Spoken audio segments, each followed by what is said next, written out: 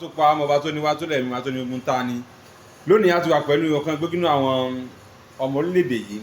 tó ń torúkọ Nàìjíríà sí lókè òkun nínú àwọn onímọ̀ nínú àwọn ògbóǹtarìgì oníṣòwò náà tún ni wọ́n gbogbo ẹ̀ ni wọ́n ṣe pọ̀ wọ́n ń ṣàfà wọ́n ń ṣe oníṣòwò bẹ́ẹ̀ ni wọ́n ṣe ń ṣiṣẹ́ àwọn ká túyàn sílẹ̀ ẹ̀ táwọn àfáà ń pè ní jálàbí gbogbo ẹ̀ náà mú pọ̀ wá ní master of all àwọn ni wọ́n ẹni tí mo ta ni mo wí àwọn náà ni Alhaji Dr. Muhammadu Saheed Babatunde tùgbàyé mọ̀ sí Olúọmọ Kútọ̀nù bàbá ẹ bá kí àwọn ojú tó ń wà. mo kí ẹ̀yin èèyàn mi o lọ́mọdé àti lágbàlagbà lọ́kùnrin àti lóbìnrin orúkọ mi ò yí padà èmi náà ni Alhaji Babatunde Saheed Olúọmọ Kútọ̀nù ojú tẹ́ fi ń wò mí ojú yín ò ní fọ́ etí tẹ́ fi ń gbọ́ mi etí yín ò ní di o ọwọ́ amáráàánú bẹ́ẹ̀ lágbára Ọlọ́run á tù wá lára. àmín lágbára Ọlọ́run ju wa ò ní fọ́ etí wa ò ní di aráàánú gbà àáfàá ló sọ̀rọ̀ kí ayẹyẹ kẹsàmí. bàbá lẹ́nu ọjọ́ mẹ́ta nǹkan ń lọ lórílẹ̀‐èdè ìlú òrọ́gbọ́ ebi ń pa àwọn èèyàn oúnjẹ àárò bá tọ̀sán ò bá talẹ́ mọ́ wọn Nàìjíríà ń kérora wọ́n wá jáde wọ́n ní káfòfin sí ìjọba nílára wọ́n ní end bad governance àwọn èèyàn ń pariwo wọ́n dẹ̀ ṣèwọ́de káàkiri gẹ́gẹ́ bí onímọ̀ gẹ́gẹ́ bí àáfàá mo rò pé ẹ̀ sì rìn nínú ẹ̀mí nínú nǹkan báyìí kí nǹkan bá ń ṣẹlẹ̀ báyìí gẹ́gẹ́ bí ẹni tó bọ́ lọ́rùn rẹ̀ tó pé kí ni ọ̀nà àbáyọ kí la fẹ́ ṣe ìyàwó ló kọ sẹ́yìn. ẹ ṣé olóòtú Ọlọ́run á bá mi wà pẹ̀lú yín àdúrà yín ó gbà ṣe rí n tó kan àwa ọmọ Nàìjíríà kan sìn kò ń ṣe protest kọ́ ni ọ̀nà àbáyọ àtọ̀ protest kọ́ lọ́nà àbáyọ kò ń ṣẹ̀fẹ̀hónú ní ọ̀nà àbáyọ. kí wàá lọ́nà àbáyọ ibi la fẹ́ gbà. ẹ ṣe because nǹkan míì tún máa ti ẹ̀yìn protest yẹn jáde táwọn ọmọ Nàìjíríà ò ní láì bí káwọn kan máa wọnú ẹ̀ láti fi bà dúkìá ìjọba jẹ́ tàbí láti máa ṣàkóbá fáwọn èèyàn máa mẹ́mí àwọn èèyàn lọ. ṣe rí nǹkan tó a nídìí kò ń ṣe protest lọ́rọ̀ Nàìjíríà kan ibi tọ́rọ̀ dé dúró báyìí nǹkan tẹ́mi ò bá ní kí afinúkonú lé lórí ni pé ká fojú wò a ní àfáà wà Nàìjíríà àwọn pastors wà Nàìjíríà àwọn sẹ́yìkì àwọn bàbá wà Nàìjíríà àwọn èèyàn lọ́wọ́ wà Nàìjíríà pastor wà àwọn babaláwo wà ẹ jẹ́ kí gbogbo wa mọ́ fọ̀rọ̀ ẹ̀sìn sí níbi tọ́rọ̀ dé dúró ẹ jẹ́ ká yọ ọ̀rọ̀ ẹ̀sìn kúrò kí gbogbo wa fowónúkonú ká kóra wa pọ̀ ká ṣe àdúà ló lè yọ wá kúrò ní gọ́ọ̀mẹ̀ kó ń sárígbó because àwọn tó ń ṣèjọba náà ó ti dàrú máwọn gan lọ́wọ́ so nǹkan tá a lè ṣe pé kí Nàìjíríà kán ànọ́ọ̀sì ààwẹ̀ kí gbogbo wọ́n gba ìbóyá ọjọ́ kan ni o bóyá ọjọ́ méje ni kí oníkálukú gbélé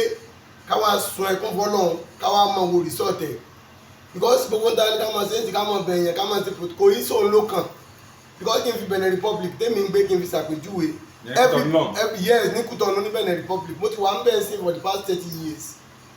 àwọn nǹkan kan wà tó jẹ́ pé Benin Republic ń bẹ̀yẹn 24 hours nínú omi wà Nàìjíríà dẹ̀ ló ń sponsor wọn Nàìjíríà dẹ̀ kéré sí Benin Republic púpọ̀ jù because Nàìjíríà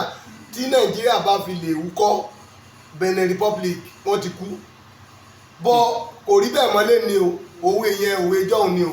wípé tí Nàìjíríà bá wúkọ́ Benin Republic ti kú kò sí nǹkan tó jọ mọ́ ìdí tí mo fi sọ bẹ́ẹ̀ ni wípé ká fojú wò ń sìn now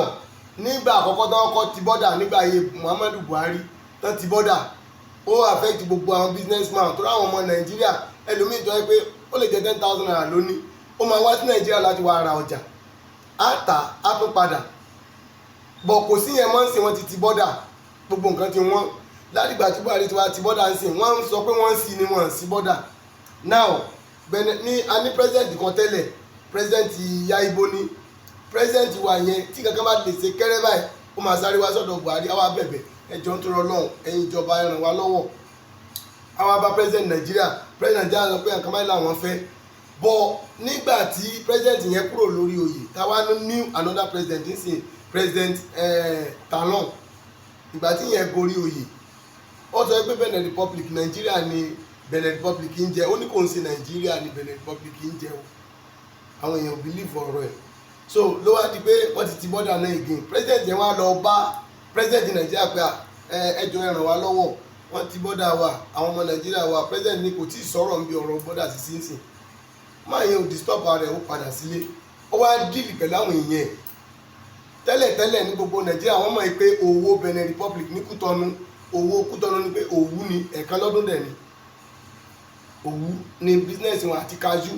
but president yẹn ò disturb ó wá sí nàìjíríà ó wá ara àwọn aráàlú ẹ̀ náà ló ti rówó bí ẹ bá wo àkáǹtì yẹn ní Benin Republic ń sìn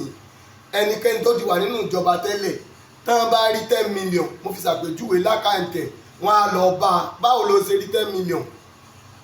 lákàǹtì wọn á sọ fún pé ókè o 10 million tó ní lákàǹtì yẹn owó gọ́ọ̀mẹ̀ntì ni wọn ó gba 10 million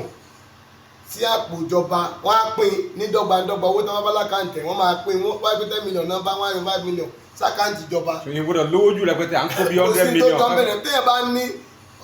tó o bá ń ṣèjọ politics tó ń ṣòṣèlú tẹ́lẹ̀ tó o bá ní 10 million lákàǹtì ní Benin Republic ìjọba wà bẹ́ẹ̀ pé báwo ló ti kówó ìjọ owó